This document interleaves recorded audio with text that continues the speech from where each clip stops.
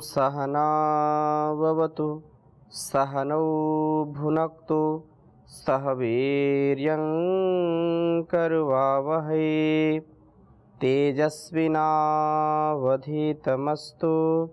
मा विद्विषावहै।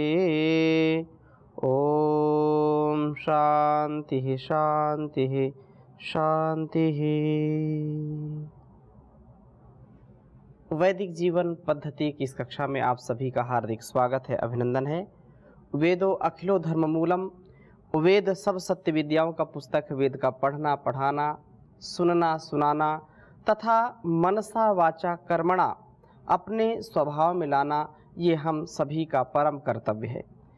वेदों का ज्ञान जो सबसे महान है, वेदों के ज्ञान के आधार पर, वेदों के ज्ञान के आलंबन में ही हम अपने जीवन को श्रेष्ठतम बना सकते हैं, इस जगत को श्रेष्ठतम बना सकते हैं। इसलिए नित्य स्वाध्याय हम अवश्य करें। नित्य नवीन नूतन जो उत्साह है, जो उल्लास है, उससे हम परिपूर्ण हों। हमारा तन मन और यह अनुशासन व्यवस्थित हो, मर्यादित हो, संयमित हो। इसके लिए नित्य हमको वेदों का स्वाध्याय अवश्य करना चाहिए। और इसका जो उपदेश हम सबके लिए, इसका जो आदेश है, संकेत है, संदेश है, उसको आत्मसात करने का प्रयत्न करना चाहिए। वेद के अनुकूल यदि जीवन जीते हैं तो निसंदेह हमको असीम सुख की, असीम आनंद की अनुभूति होगी और वह मिलता भी है। यदि हम वेदों के प्रतिकूल आचरण करते हैं, वेद विरुद्ध आचरण करते हैं, तो निसंदेह अपना जीवन तो कष्टकारी होता ही होता है, दुखमय होता है, अंधकारमय होता है, अज्ञानता से, अविद्या से, अभाव से, अलग अलग प्रकार के दुर्गुण दुर्व्यसनों से ग्रस्त हो जाता है। व्यक्ति जीवन जीने में त्रस्त हो जाता है। इसलिए हम वेदों का स्वाध्याय सारे कार्यों को करते करते, कुछ लोग बोलते हैं हमको स्वाध्याय करने का समय नहीं मिलता, एक भी शब्द, एक भी मंत्र यदि हम पढ़ लें, सुन लें, समझ लें और उसका एक अंश मात्र भी अपने जीवन में उतार लें, तो यह जीवन बहुत ही आनंदमय हो जाएगा। अपने निज कर्तव्यों का हमको बोध होना चाहिए। शरीर के लिए क्या कर्तव्य है, संबंधों में क्या कर्तव्य है, संसार के लिए क्या कर्तव्य है। जब कर्तव्य का बोध होगा तो व्यक्ति उस कार्य के लिए, उस कर्म के लिए तत्पर भी होगा। तो ऋग्वेद के 5वें मंडल के 31वें सूक्त के 15वें मंत्र का स्वाध्याय आज हम करेंगे। बहुत सुंदर वेद मंत्र है यह। 30वां पहले हम पढ़ लेते हैं, फिर 31वां आरंभ करेंगे। तो 30वें सूक्त के 15वें मंत्र को आपके समक्ष रखूंगा मैं। ओम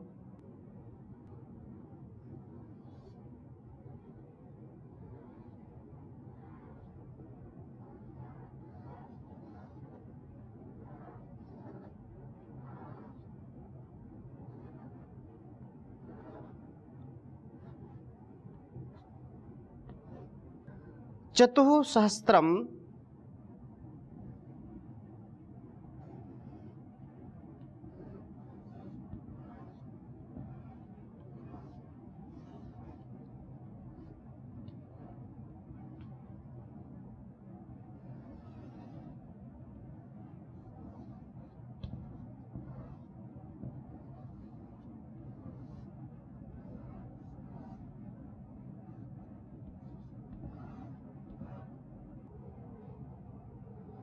गव्यस्य पश्वः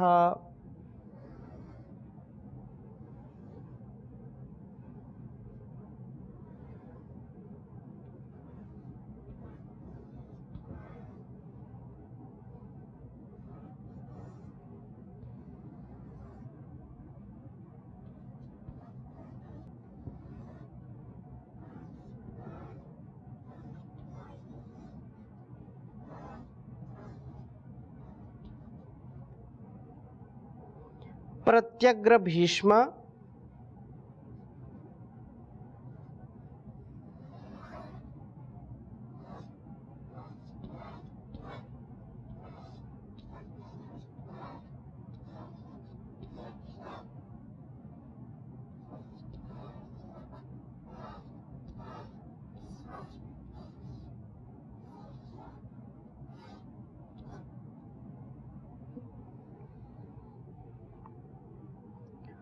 ऋषमेश्वग्ने।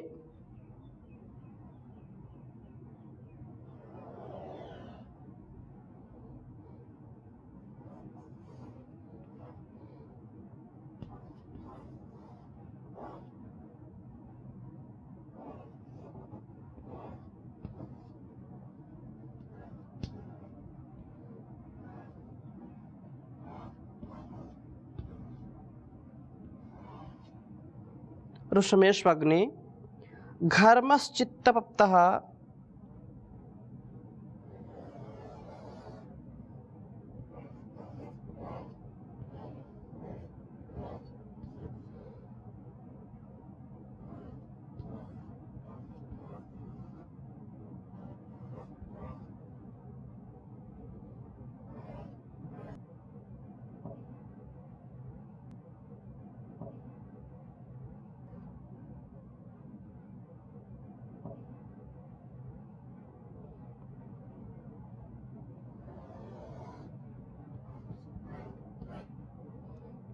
घर्मश्चित्तप्तः प्रवृजे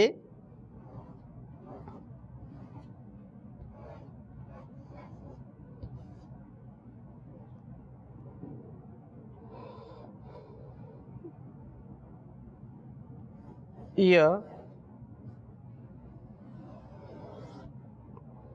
आसीदयस्मस्य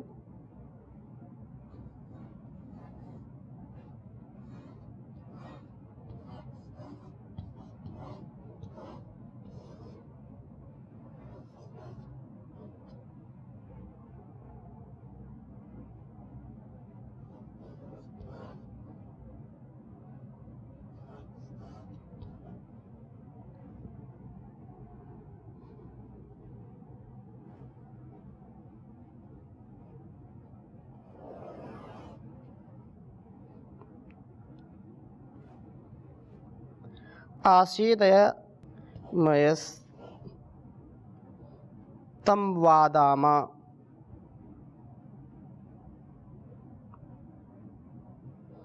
मयस्तं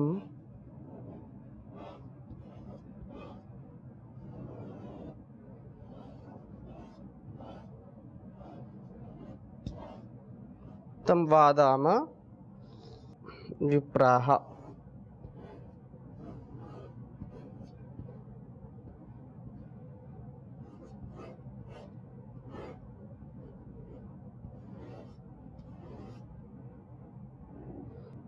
ऋग्वेद का यह 5वें मंडल के 30वें सूक्त के 15वें मंत्र का स्वाध्याय कर रहे हैं। 15वां मंत्र है 30वें सूक्त का। ओम चतुस्सहस्रम गव्यस्य पश्वः प्रत्यग्रभ्रीष्म ऋषमेश्वग्ने घर्मश्चित्तप्तः प्रवृजेय आसीदयस्मयस्तं वादाम विप्राः। ओम चतुस्सहस्रम गव्यस्य पश्वः प्रत्यग्रभीष्म ऋषमेश्वग्ने घर्मश्चित्तप्तः प्रवृजेय आसीदयस्मयस्तं वादाम विप्राः। हम सभी की प्रेरणा के लिए बहुत ही सुंदर वेद मंत्र का भाव है। कहा उस पश्वः, ये पश्यति, सर्वद्रष्टा प्रभु जो सबको देखता ही रहता है, उसकी दृष्टि से कोई बच नहीं सकता है। वह हजारों लाखों करोड़ों नेत्रों के समान उसकी दृष्टि है। चाहे जल हो, थल हो, नभ हो, कहीं पर भी व्यक्ति उसकी दृष्टि से बच नहीं सकता, उसकी नज़र से बच नहीं सकता। वह सबको देखने वाला है, सर्वद्रष्टा है वह प्रभु। इसलिए जो ज्ञानी हैं, जो विद्वान हैं, जिनका जीवन महान होता है, वे एकांत में भी कोई पाप कर्म नहीं करते, एकांत में भी कोई अधर्म का कार्य नहीं करते, क्योंकि उनको यह ज्ञान है कि प्रभु हमको सदा सर्वदा देखता रहता है, उसकी नज़रें हम पर लगी रहती हैं। जैसे लोक में हम देखते हैं, कहीं किसी बड़े संस्थान में जाते हैं, बड़े दुकान में जाते हैं, तो मॉल में जाते हैं, तो वहाँ लिखा होता है कि सावधान, आप कैमरे की गिरफ्त में है, कैमरे की निगरानी में है। कैमरे चारों ओर लगे हैं, व्यक्ति चौकन्ना हो जाता है, बिल्कुल होशियार होकर के कार्य करता है कि कहीं ऐसा कोई कार्य ना हो जाए जो मेरे लिए मुसीबत खड़ी हो जाए। कदाचित हर स्थान पर कैमरे नहीं लगे होते हैं और व्यक्ति बेरोक बेटोक कार्य करता है। यदि कभी कैमरे खराब भी हो जाए, कभी लाइट नहीं, कभी कुछ नहीं, कभी कुछ नहीं, तो यहाँ के कैमरे तो धोखा दे देते हैं। परंतु ईश्वर के जो कैमरे चारों ओर हर स्थान पर लगे हुए हैं, जल थल नभ में हर स्थान पर है, कहीं भी वो कभी धोखा नहीं देते हैं। और व्यक्ति यदि सदा सतर्क सावधान होकर के अपने जीवन का निर्वहन करता है तो वह कभी भी गलत विचार, गलत आहार, गलत व्यवहार नहीं करेगा। और ऐसा जब दृढ़ता आ जाएगी उसके अंदर, तो वह व्यक्ति सदा सर्वदा सर्वत्र उन्नति के पथ पर अग्रसर होगा आगे। तो यही यहाँ बात कही है कि प्रभु आप तो सर्वद्रष्टा प्रभु हैं। गव्यस्य इन ज्ञान दुग्ध दात्री वेद धेनुओं के चतुःसहस्त्रम यजुर्वेद सामवेद रूप 4000 मंत्रों को हमने ऋषमेशु वासनाओं के संहारक उपाध्यायों के चरणों में बैठ कर के प्रत्यग्र भीष्म ग्रहण किया है। ऋग्वेद जो 10,000 मंत्रों से भी अधिक मंत्र हैं, और इसी प्रकार से सामवेद, यजुर्वेद, जो इन मंत्रों में हमको उपासना और जीवन जीने की जो कला है, जो कर्मकांड है, उसका परिज्ञान होता है। तो हमने इसको विधिवत अपने बड़ों से, अपने आचार्यों से श्रद्धापूर्वक इसको पढ़ा है, समझा है, जाना है, इसका स्वाध्याय किया है। और हे अग्रणी प्रभो, घर्म यह शक्ति की उष्णता वाला शरीर चित तप्तः निश्चय से खूब ही तप वाला हुआ है।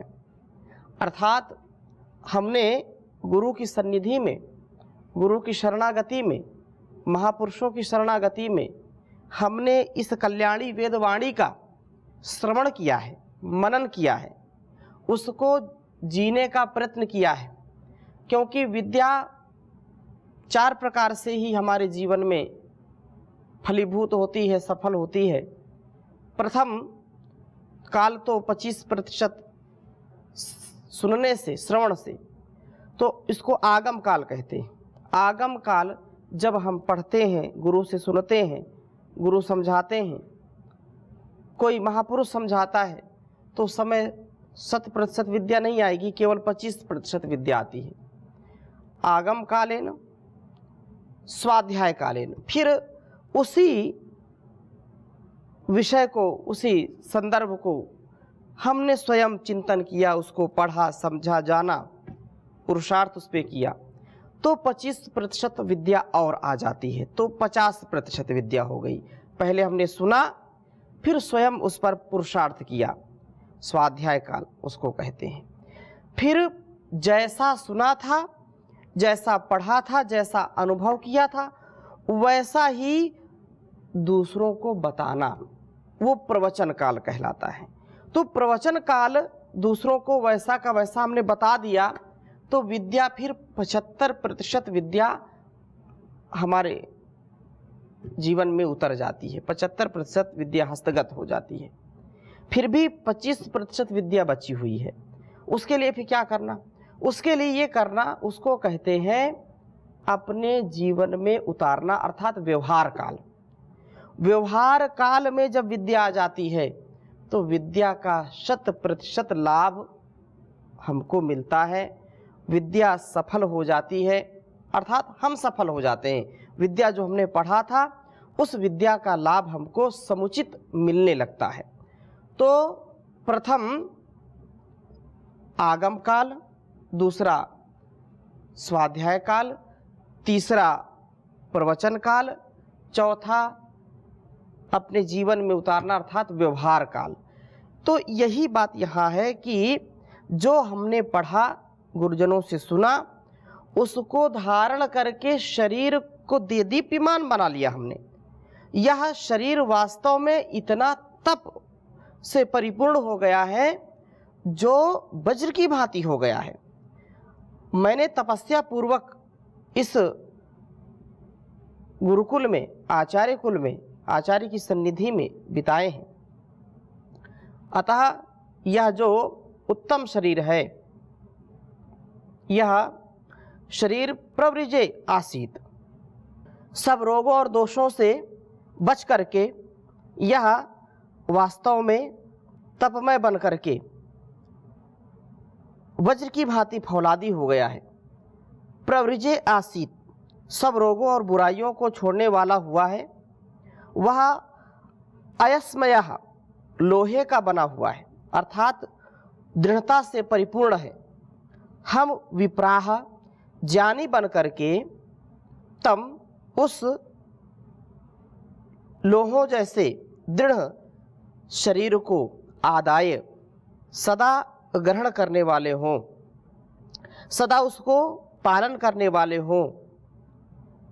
वास्तव में आचार्य कुल में विद्यार्थी ज्ञान को ग्रहण करे और शरीर के तप की अग्नि में तपा करके बुराइयों से इसको बचाए, और बुराइयों से बचा करके, रोगों से रहित करके अपने शरीर को सुदृढ़ता से लोहे जैसा बना ले।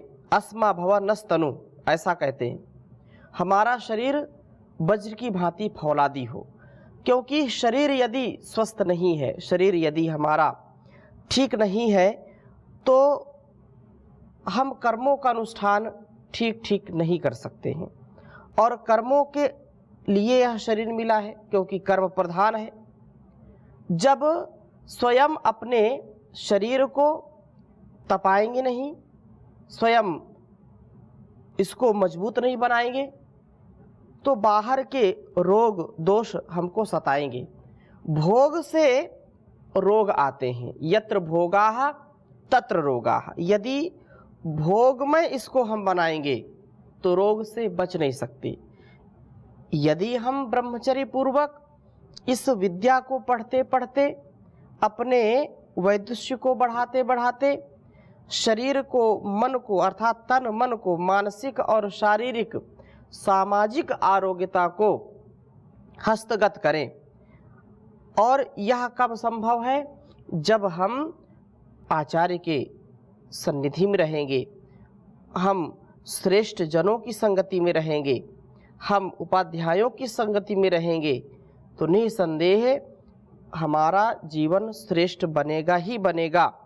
इसमें कोई संशय नहीं रहना चाहिए। शास्त्रों में अलग अलग ग्रंथों में आता है, अस्मा भवनस्तनु वेदों में आया और कहा कि वज्रादपि कठोराणी मृदूनी कुसुमादपि। यह हमारा शरीर वज्र से भी ज़्यादा कठोर हो, वज्र से भी ज़्यादा मजबूत हो, फौलादी हो, और हृदय कैसा हो? फूलों से भी कोमल हृदय होना चाहिए। संत हृदय नवनीत समाना, मक्खन जैसा मुलायम होना चाहिए हृदय।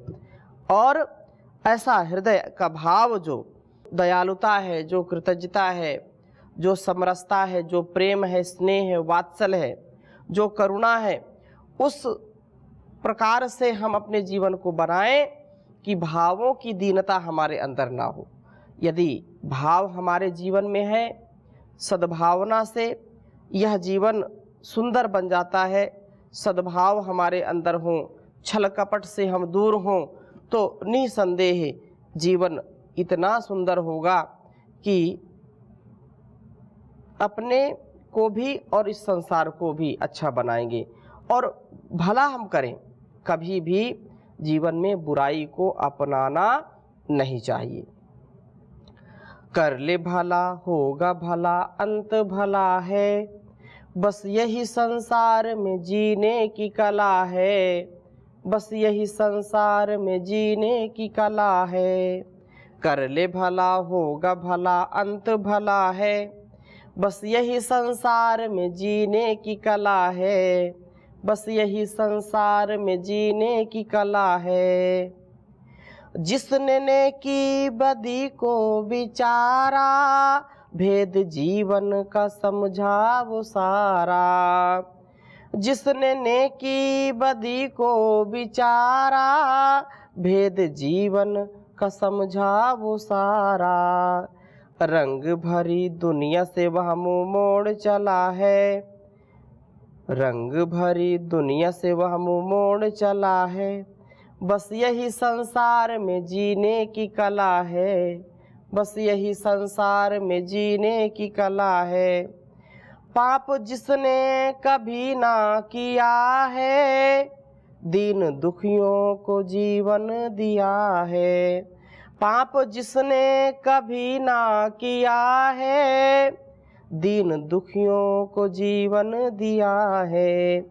उनका हरा भरा सदा बाग फूला फला है, बस यही संसार में जीने की कला है, बस यही संसार में जीने की कला है। उस पिता की शरण में जो आया, ईश भक्ति में मन को लगाया। उस पिता की शरण में जो आया, ईश भक्ति में मन को लगाया। क्रोध की अग्नि में वो कभी नहीं जला है, बस यही संसार में जीने की कला है, बस यही संसार में जीने की कला है। शोक सिंधु से चाहते हो तरना, भूल कर भी बुरा कुछ न करना। शोक सिंधु से चाहते जो तरना, भूल कर भी बुरा कुछ न करना। मान लो इसकी बड़ी बेमोल सलाह है, बस यही संसार में जीने की कला है, बस यही संसार में जीने की कला है।